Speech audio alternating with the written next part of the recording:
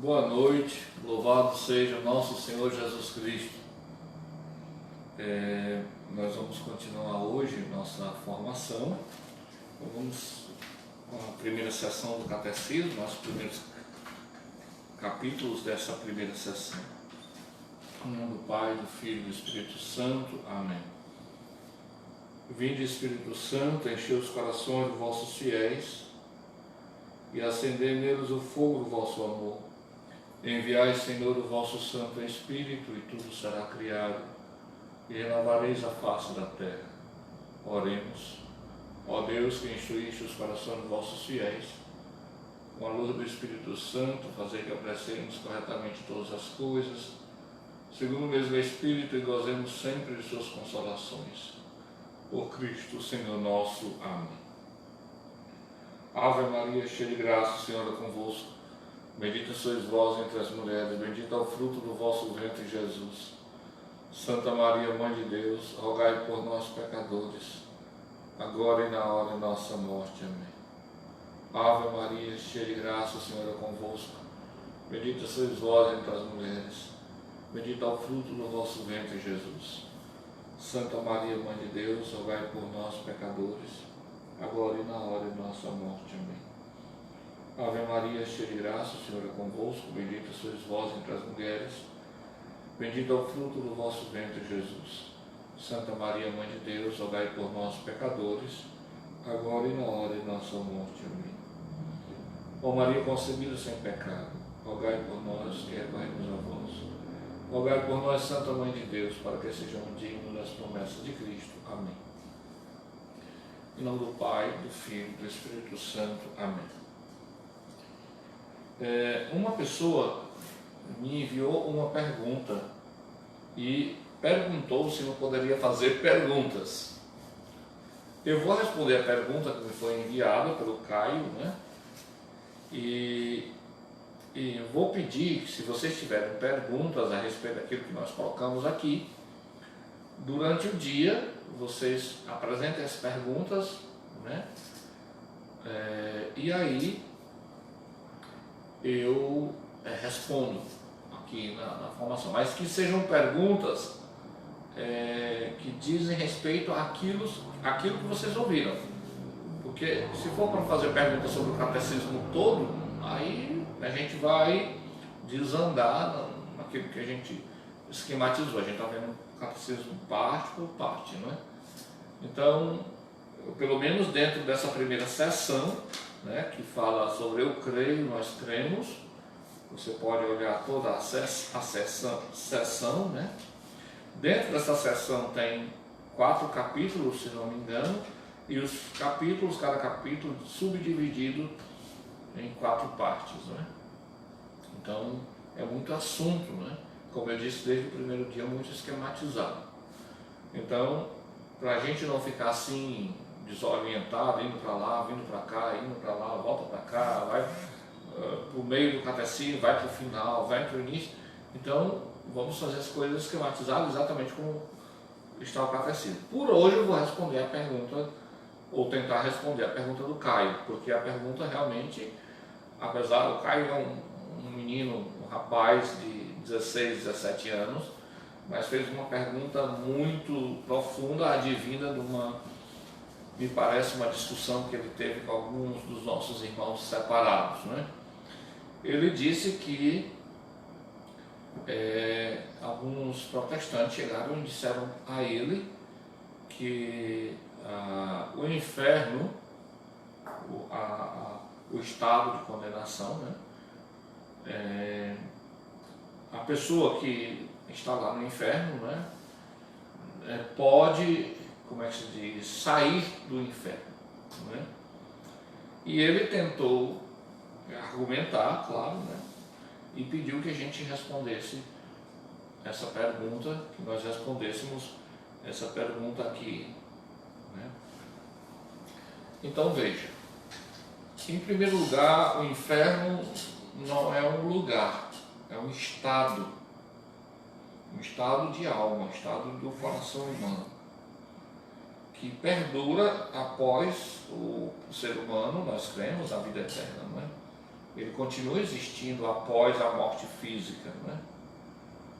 E é um estado de alma não significa dizer que é uma coisa assim meio inexistente, existe e não existe, não. As realidades sobrenaturais são muito mais evidentes do que o nosso mundo físico, né? E eu sempre costumo falar sobre isso. Nós é que vivemos à sombra desse mundo espiritual e não eles de nós. Então é uma realidade que vai para além da nossa percepção física, obviamente, né? E o inferno, ele é, assim como o céu e todas as realidades sobrenaturais, metafísico, para usar uma expressão da filosofia. O que é metafísico? Metafísico é aquilo que vai, como o nome está dizendo, meta em grego quer dizer além, né? Tem uma meta, onde chegar, né? A chegada além do físico, né? Aquilo que está para além do que os nossos olhos, a nossa carne, o nosso ser pode perceber normalmente, né? Porque em nós também existe uma dimensão espiritual. Na eternidade, eu explicava, até era um conceito de Santo Agostinho, não é? Não existe, como é que se diz, tempo, é um eterno presente, isso é muito difícil de explicar, não é? A gente entende, mas e sei também que é muito difícil de ouvir essa explicação a primeira vez. Até contei aquela piada, né, que foi de verdade, né, do professor de teologia, e o aluno de teologia não conseguia explicar. Ele explicou, perguntou 1, 2, 3, 4 vezes e o professor dava uma explicação e o rapaz não entendia, até que o professor perdeu a paciência e disse assim, porque o rapaz havia perguntado o que é que Deus fazia, o que é que ele estava fazendo antes de criar o mundo, né? Aí o professor estava fabricando o inferno para alunos que fazem perguntas sem sentido e que deixam o professor em saia justa, né? Mais ou menos assim, né? Respondendo, né? Bom, mas falando sério, então, não existe tempo, e não só não existe tempo, mas aquilo que está fora do tempo, ele não pode mais ser mudado. É o tempo que nos faz mudar. Por exemplo, há coisas que, quando a gente vai ficando de mais idade, né, a gente vai amadurecendo, a gente normalmente, né, vai criando juízo, né, e vai vendo as coisas. Ontem mesmo, no catecismo, apresentava, quando normalmente as pessoas vão ficando de mais idade, né, começa a se questionar sobre a existência, sobre será que não existe Deus, especialmente quando começa a contemplar a beleza da criação. Isso é um fruto de uma, pode ser pequena, mas de algum tipo de maturidade, né? Que a pessoa começa a se questionar. Uma pessoa que não se questiona não tem maturidade, obviamente, ou tem muito pouca. Assim, aquilo que a gente poderia crescer, especialmente crescer sobrenaturalmente, porque na eternidade não tem essa dimensão de tempo, então não se pode mais evoluir. Então, por exemplo, sempre se diz na vida espiritual, e aqui toca até questões místicas, né, que eu deva fazer todo esforço para amar a Deus tanto quanto possível, e procurar amar a Deus realmente acima de tudo e todos, porque o meu céu dependerá do modo como eu amo a Deus aqui. Por isso que se diz que o céu começa aqui, não é? Até citava também outro dia o exemplo de São Francisco de Assis, né? Se diz que foi o santo que mais imitou nosso Senhor Jesus Cristo, né? Por mais difícil que a gente ache que apareça um outro parecido com São Francisco, né? Mas pode aparecer sim, alguém que ame mais a Deus do que São Francisco tenha amado, né? Supostamente se fala, né, que não sei se alguém tinha um santômetro, um anômetro, né, alguma coisa assim que mede o amor a Deus, mas se diz normalmente que São Francisco de Assis foi o santo que mais amou a Deus, né? E aí, mas isso, enquanto estamos neste mundo, é possível, tanto possível para o lado para o lado contrário, de não amor, a negação de Deus, como para viver radicalmente em Deus. Dito isto, então a gente entende claramente de onde é que a igreja, antes de continuar, de onde é que a igreja tira isso, né? Do Evangelho, da Palavra de Deus, do ensino constante da igreja, dos padres da igreja, os padres aqui, eu digo os primeiros teólogos da igreja, e do magistério, não é o ensino da igreja. Bom, daí se depreende daquilo que eu falei, que o inferno é algo que não pode ser mudado, assim como o céu também, não é? Por exemplo, naquela passagem de o rico e o pobre Lázaro, né? Então, quando o rico, o rico pede que Lázaro, que está no seio de Abraão, quer dizer, no céu, não é? Coloque uma gota d'água com o dedo na garganta dele, porque ele está sofrendo. E Abraão responde claramente: os que estão aí não podem passar para cá, e os que estão cá não podem passar aí, porque existe um grande abismo. É o modo como a Escritura encontrou para falar que são estados que não mudam mais. Não mudam mais. Uma vez no inferno, o inferno por toda a eternidade. Se a gente pode dizer por toda, né? Porque não se pode assambarcar a eternidade. Né? Uma vez no céu para sempre. E o purgatório. Só que o purgatório, ele não é realidade definitiva, é um estado, como o nome diz, purgatório, de purificação. É uma continuação da purificação iniciada na terra, ou se não iniciamos nenhuma, não é? Para depois ir para a glória de Deus. Não é? Mas não é um estado, na verdade, a realidade fundamental e definitiva é céu e inferno. O purgatório é apenas estado probativo, vamos dizer assim, né? Ou purificativo. Né? Então, é simplesmente impossível, né, uma alma sair do inferno, uma vez no inferno. Por isso que a gente tem que tomar muito cuidado com essas coisas. E isso não é culpa de Deus, é a criação de Deus que é assim mesmo. Não é? É-lhe dada uma escolha, essa vida não foi dada para conseguir a eternidade. O padre Carlos César, que já morou aqui nesta paróquia, ele contava que na sua paróquia de origem, lá em Teresina, é um pouco muito simples, né? Vocês podem fazer uma coisa dessa. Ele disse que tinha uma senhora que na oração dos fiéis, em plena oração dos fiéis, e às vezes o padre assim, tinha aquelas orações formais no livreto, no jornalzinho, não sei, que se usavam, e depois abria para toda a assembleia, quem quisesse fazer suas orações em voz alta. Aí a pessoa dizia: por isso e por aquilo, rezemos ao Senhor, o Senhor escutai a nossa prece. E eu não sei por que cargas d'água, não sei se a pregação naquele dia que o sacerdote da paróquia dele, né, havia falado sobre o céu, sobre o inferno, qualquer coisa assim, sobre os novíssimos do homem, né, como se diz, o julgamento, a possibilidade da condenação, a possibilidade de salvação, né? E aí uma senhorinha lá de idade, assim, sem muita, com todo respeito, sem muita instrução, ela em plena missa de dominical falou em voz alta, né? Rezemos para que o diabo se converta, para que Satanás se converta, e rezemos também para que esses que estão no céu não desistam da eternidade, não queiram voltar atrás, porque deve ser um lugar muito bom. Quem está no céu não pode mais voltar atrás. Não existe esse desejo, é impossível que exista esse desejo. Não é? Quem está no inferno também não pode voltar mais atrás. O diabo não pode se converter, assim também como uma alma no inferno não pode mudar a sua sorte eterna. É uma heresia isso, dizer o contrário, né? Não sei de onde é que ele encontrou esses protestantes, porque a teologia protestante original do tempo da Reforma conservou essa verdade de fé. A discussão entre católicos e protestantes não está a respeito se bem que a salvação, do ponto de vista protestante, ela é vista como uma veste, né, vamos dizer assim, uma roupa que me cobre, não é?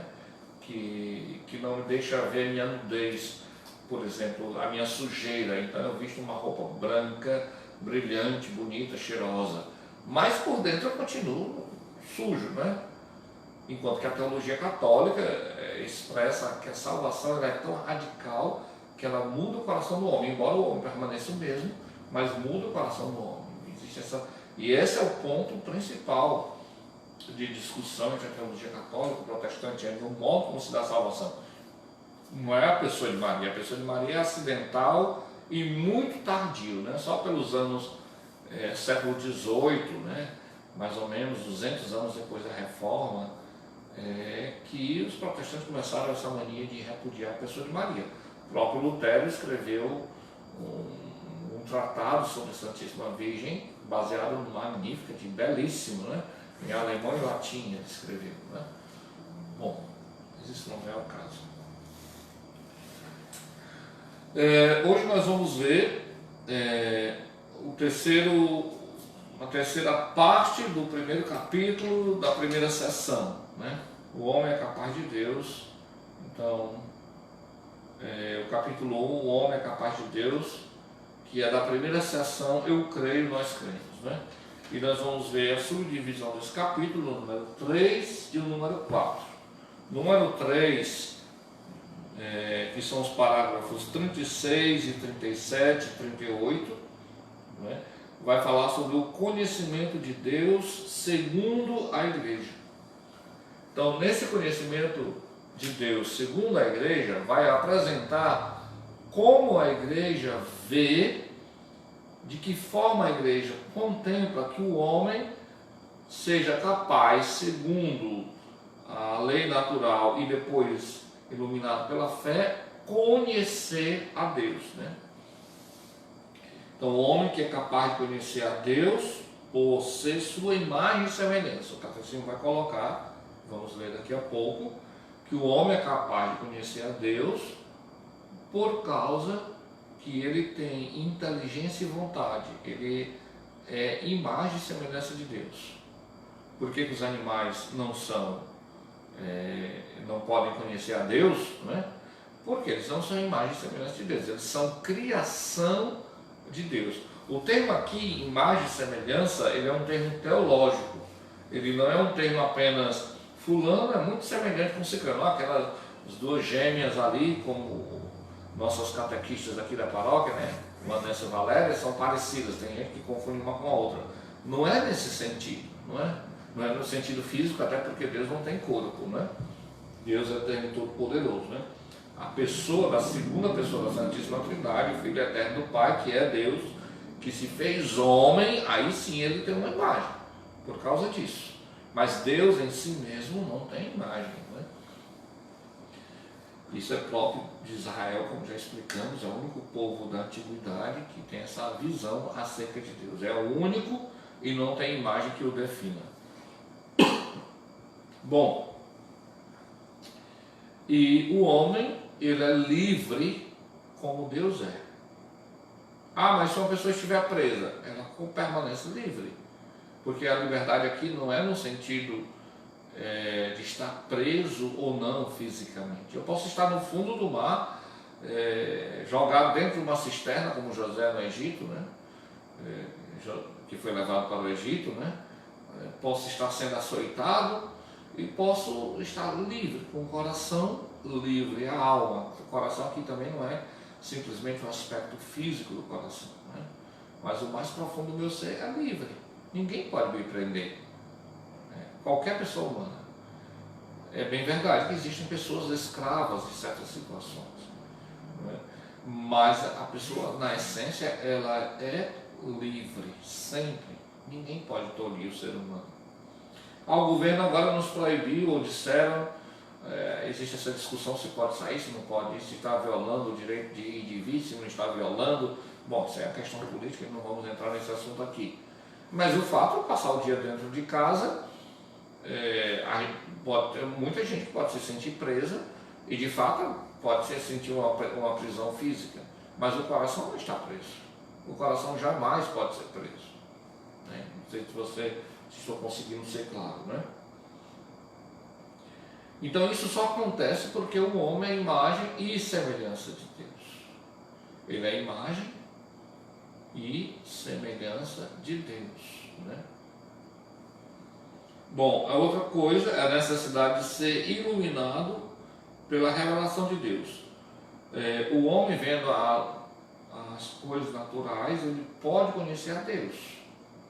Mas para chegar à intimidade de Deus, como já dissemos também, ele precisa de uma iluminação, porque o Papa Pio XII, que nós vamos ver aqui, uma famosa carta encíclica, né, Humanis Generis, sobre o gênero humano, né, vai falar que realmente é possível o ser humano conhecer a Deus apenas pela luz natural, as vias, né, de São Tomás de Aquino, famosas, né?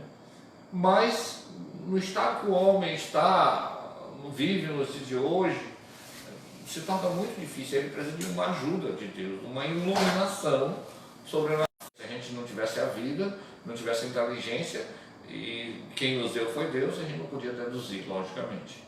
Mas no sentido dessa intimidade, relacionamento com Deus, é um dom de Deus que se recebe no batismo. Bom, vamos lá. Aí no parágrafo 36. A Santa Igreja, nossa mãe, sustenta e ensina que Deus, princípio e fim de todas as coisas, pode ser conhecido com certeza pela luz natural da razão humana a partir das coisas criadas. E aqui é uma situação da Suma Teológica, evidentemente, né? Mas o que é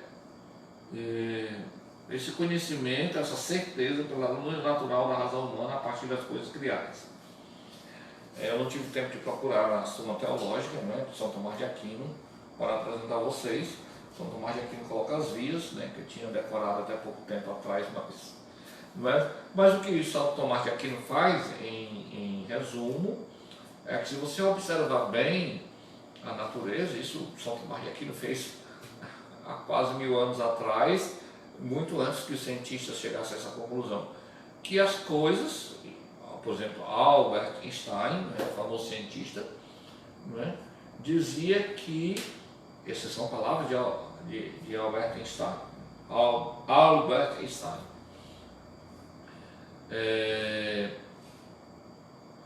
que o universo funciona como um relojoeiro, sabe aqueles relógios antigos? Aliás, como um relojoeiro não, como um relógio. Aqueles relógios antigos que tem uma engrenagem que roda aqui, aí faz a outra rodar, aí faz assim, aí faz o relógio funcionar, não é? Quem já viu um relógio antigo que se abria, né, você via. E ele conclui dizendo assim, se o universo funciona de alguma coisa, né, por exemplo, o Sol nasce todos os dias, ele atravessa o céu, né, atravessa o céu e se põe do outro lado do céu, aí a Lua aparece, não é? Então depois no outro dia o Sol aparece de novo, as estrelas aparecem em determinado lugar, depois o homem descobre que de vez em quando as estrelas mudam de lugar e tudo mais, e tudo acontece assim, né? Como se fosse dentro de um mecanismo. A palavra é essa usada por ele, não é? Albert Einstein. Né? E ele conclui, ora, se o universo funciona como um relógio, eu penso que seja impossível que não exista um relojoeiro. Eu digo isso porque às vezes ele é acusado de ser ateu. Não. Ele diz, é impossível que não exista o relojoeiro, né? Aquele que organizou o relógio, aquele que construiu o relógio. De onde é que ele tira isso? Em outras palavras, ele só está, claro, a maneira científica, a maneira, né, de um cientista do nosso tempo, mas da observação do universo, de como as coisas funcionam no universo. Então São Tomás de Aquino, já em seu século, já colocava isso, né? Observando a natureza e o modo como as coisas funcionam de uma perfeição tal que quem organizou dessa forma, né? Em outras palavras, voltando também para a Ariano Suassuna, né? Naquela famosa palestra dele, você pode ver no YouTube, né? Eu assisti aquilo mais de uma vez, né? É muito engraçado, mas ao mesmo tempo é muito profundo, uma coisa muito simples, né? Ele falando sobre a criação do homem, falando sobre o universo, né? Na criação do universo, ele diz, olha, quer dizer que esse tal de coacervados, né? E aí as moléculas se juntaram, aí um dia elas pensaram assim, não, agora está tudo monótono, vamos fazer uma coisa diferente. Começaram a se juntar, aí apareceu os girinos, aí depois apareceu o peito. Menino, quer dizer, tem que ter um motor imóvel que move as coisas, como diz São Tomás de Aquino. Né? Ou ele também falando sobre a criação do homem, e ele lá dá uma argumentação muito engraçada, né? Falando sobre a questão do macaco e não sei o que. Só olha, ele pega lá a bolsa dele, tira que negócio, pegador de roupa. Aí ele disse, sério, pegador de roupa aqui? Tem uma pessoa, um tempo desse, pensou, né? Refletiu e colocou 2 pedaços de madeira, fez um ferrinho, enrolou assim, do outro lado, aí aperta aqui, abre aqui, coloca a roupa aqui, solta e prende. Né? Essa pessoa que fez isso, não é um gênio, só que a gente nunca parou para pensar nisso.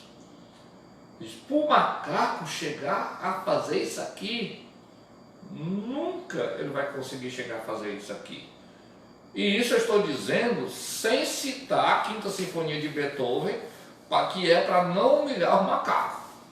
Quer dizer, o homem tem uma inteligência, um raciocínio, que ele tem esse espírito de harmonia, de organização, dentro dele e ao redor dele, que ele pode observar, que ele chega à dedução que as coisas não aparecem por coincidência. Né? Que existe um motor, o que São Tomás de Aquino chama, de todos os outros motores, as coisas que se movem, né? As árvores, as plantas, tudo que existe, né? Ela tem uma causa primeira, né? Uma causa causante. Né? E esse motor, como você quiser chamar, ele é um motor imóvel, porque não é movido por ninguém, não é imóvel no sentido de estático, né? Mas é um motor que não depende de outro para funcionar. Nós sim, dependemos de outro, que é Deus. Né?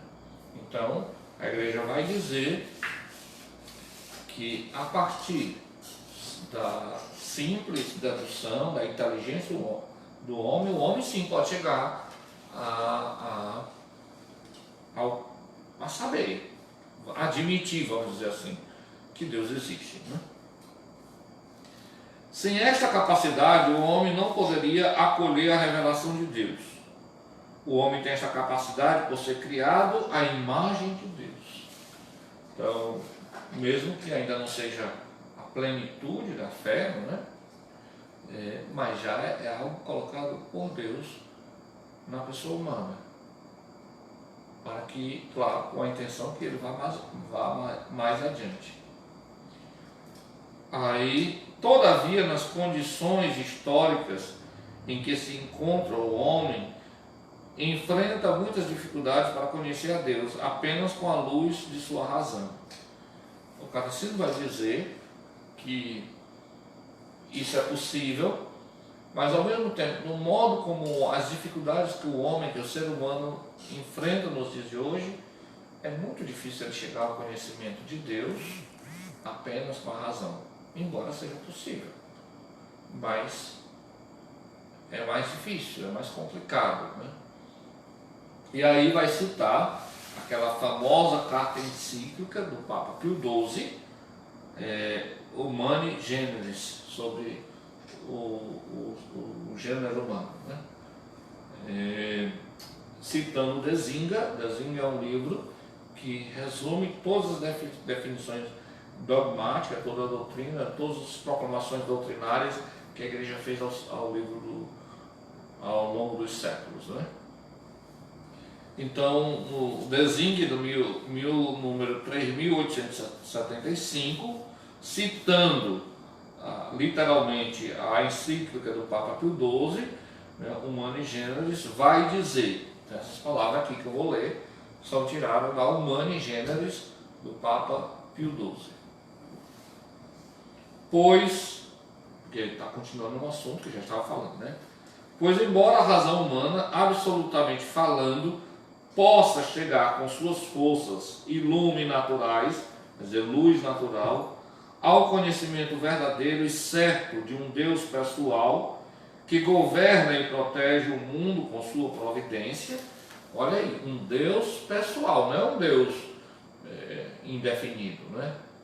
A razão humana, a luz da razão humana, pode chegar por si mesma ao admitir que existe um Deus pessoal, um único Deus, né? Isso aqui ainda não é fé cristã. Não obstante, é doutrina da igreja. Então existem pessoas que não são cristãs e acreditam que existe um Deus único. E elas chegaram a essa conclusão, né, como São Tomás de Aquino apresenta. São Tomás de Aquino, claro que ele é um grande teólogo, suma teológica, né? Mas ele também é um grande filósofo, né? Um grande pensador.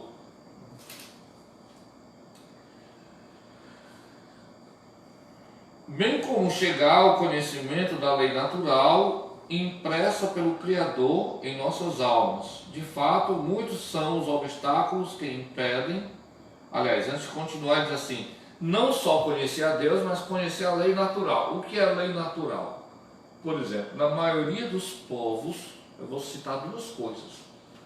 Eu não conheço, pelo menos, nenhuma cultura, isso não significa dizer que eu conheça todas as culturas, né?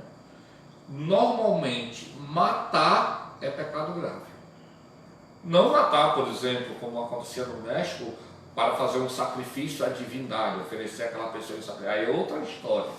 Mas matar por matar, matar por vingança, matar por maldade, matar, né? Sem uma finalidade religiosa, vamos dizer assim, em quase toda a cultura, eu acho que praticamente não existe uma cultura que isso não seja considerado, no mínimo, uma coisa muito má. E na cultura judaica cristã, pecado gravíssimo, né? Então, quem ensinou isso a essas pessoas? De onde essas pessoas tiraram isso, né? Como elas chegaram a isso?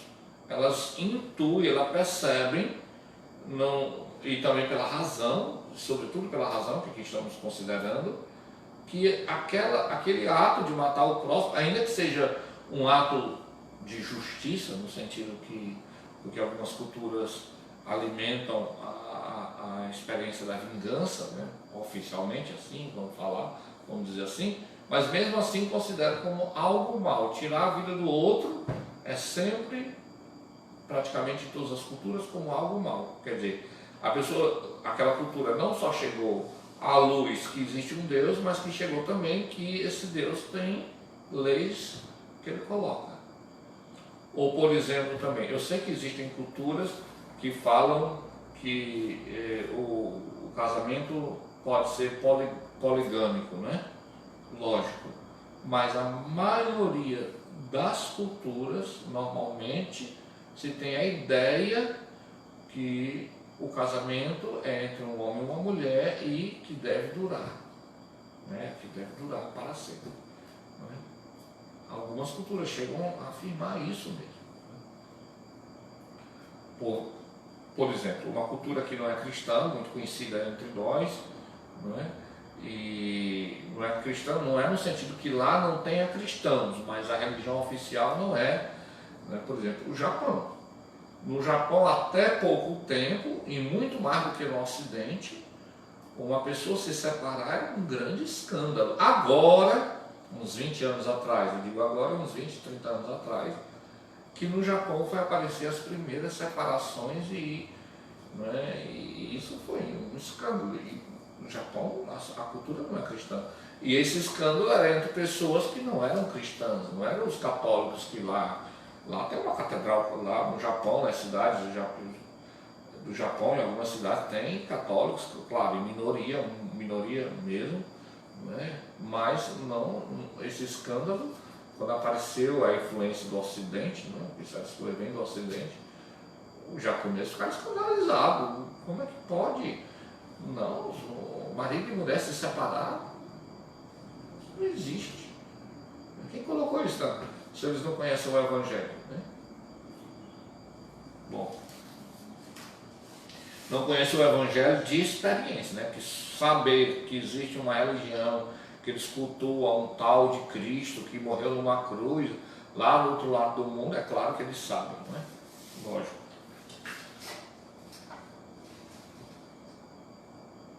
De fato, muitos são os obstáculos que impedem a mesma razão, ou luz natural, como você queira chamar, de usar eficazmente com o resultado desta sua capacidade natural.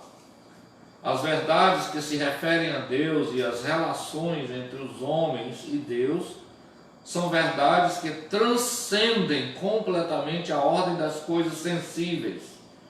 E quando estas verdades atingem a vida prática e a regem, requerem sacrifício e abnegação. O que o Papa Pio XII está querendo dizer é que a lei de Deus impressa no coração humano, e mesmo assim ela é difícil de ser, porque nós estamos no limite dos nossos pecados, nossas falhas, nossas realidades, não é? Então exige muita, né, abertura, né? E claro, vai desembocar na fé. A inteligência humana na aquisição dessas verdades encontra dificuldades tanto por parte dos sentidos, os nossos olhos, nosso tato, o olfato, o gosto, não percebem a Deus, né? E da imaginação, como por parte das más inclinações, provenientes do pecado original, donde vemos que os homens em tais questões facilmente procuram persuadir de que seja falso, ou ao menos duvidoso, aquilo que não desejam que seja verdadeiro. Seria bom pegar esse texto e meditar do Papa Pio XII, né? É uma das coisas que vai atrapalhar nosso relacionamento com Deus, além de a luz natural por si mesma, não é? É a questão que o ser humano está ferido pelo pecado original. Aí o número 38 vai dizer: por isso, por essa incapacidade, ou incapacidade não, mas essa dificuldade, essa grande dificuldade de encontrar a Deus, embora ela seja importante, por isso o homem tem necessidade de ser iluminado pela revelação de Deus. Se você crê em Deus, meu irmão, ninguém crê por força própria. Crer em Deus é um dom de Deus. Ter fé, ninguém pode merecer o dom da fé. Claro que você tem que fazer por onde, por crescer na fé, você fazer penitência, vida de oração, meditação, tudo aquilo que ajuda a crescer na fé, participar do sacramento, viver os sacramentos, porque você tem que fazer a sua parte. Mas saiba você que fundamentalmente você tem fé porque é um dom. Sabe o que é um dom? O dom é um presente. Ninguém pode merecer o dom da fé. Aliás, ninguém merece o dom da fé. Nem a pessoa melhorzinha que existe, bonzinha, boazinha, que nunca matou uma mosca, ninguém pode merecer o dom da fé. É uma graça super graça, como diz a teologia. Uma graça sobre outra graça, a graça por excelência. Por isso que é tão importante conhecer a fé, né? E aqui eu vou dizer uma citação de uma revelação particular. Você sabe que revelação particular ninguém está obrigado a acreditar. Eu acredito piamente que em Medjugorje há uma manifestação realmente sobrenatural, que a Virgem Santíssima aparece em Medjugorje.